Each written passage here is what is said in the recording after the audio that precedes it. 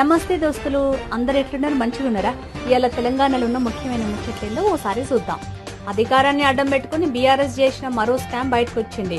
KTR సన్నిహితుడైన Vikas Kumar Falcon group పేరుతోటి అధిక వడ్డీల ఆశ చూపి 7,056 మంది నుంచి 4,215 కోట్లు సమీకరించిండు. డబ్బులు తిరిగి అడిగినోళ్లను కేటీఆర్ పేరు చెప్పి బెదిరించిండు. సిఐడి విచారణలో ఈ విషయాలు బయటపడ్డాయి.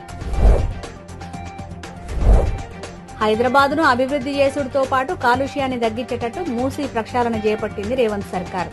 అయితే హైదరాబాద్ అభివృద్ధిని ఓర్వలేకపోతున్న బీఆర్ఎస్ పార్టీ ఫేక్ మీడియాతోటి ప్రచారం చేస్తున్నది. మూసీ నదిలో 50 మీటర్ల బఫర్ జోన్ ను ఆక్రమించి కట్టిన అపార్ట్మెంట్ కు బాపుఘాట్ కు సంబంధం లేకపోయినా ఉన్నట్లు ఫేక్ ప్రచారం చేస్తున్నది. మహిళా సాధికారతకు ప్రాధాన్యం ఇస్తున్నది రేవంత్ సర్కార్. అందులో భాగంగా పొదుపు సంఘాలకు 200కు పైగా బస్సులు ఇచ్చిన తెలంగాణ ప్రభుత్వం మరో 248 బస్సులను పొదుపు సంఘాలకు ఇయ్యనుంది. ఈ బస్సులు అద్దె ప్రాతిపదికన ఆర్టీసీలో నడపనున్నారు. మార్చి నాటికి ఈ బస్సులు అందుబాటులోకి రానున్నాయి. పింఛన్దారులకు రేవంత్ ప్రభుత్వం శుభవార్త చెప్పింది.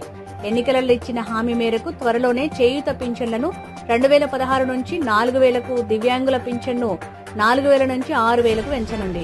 రాష్ట్రంలో వివిధ విభాగాలలో పింఛను అందుతున్న 47 లక్షల మందికి లబ్ధి చేకూరనుంది. కాళేశ్వరం ప్రాజెక్టు పేరుతోటి 1,00,000 కోట్లు దోసుకొని రాష్ట్రాన్ని అప్పుల పాలు చేసింది బీఆర్ఎస్ పార్టీ. ఆ అప్పులు తెలంగాణకు భారంగా మారినాయి. అయితే ఆర్థిక క్రమశిక్షణ పాటించడంతో పాటు పారదర్శక విధానాలతోటి 2025లోనే 33,574 కోట్ల అప్పు చెల్లించింది రేవంత్ సర్కార్. ఇక ఈల్లా తెలంగాణలో ఉన్న ముఖ్యమైన ముచ్చట్లు. రేపు మంచి ముచ్చట్లతోటి మళ్ళా కలుద్దాం. క్షణార్థులు.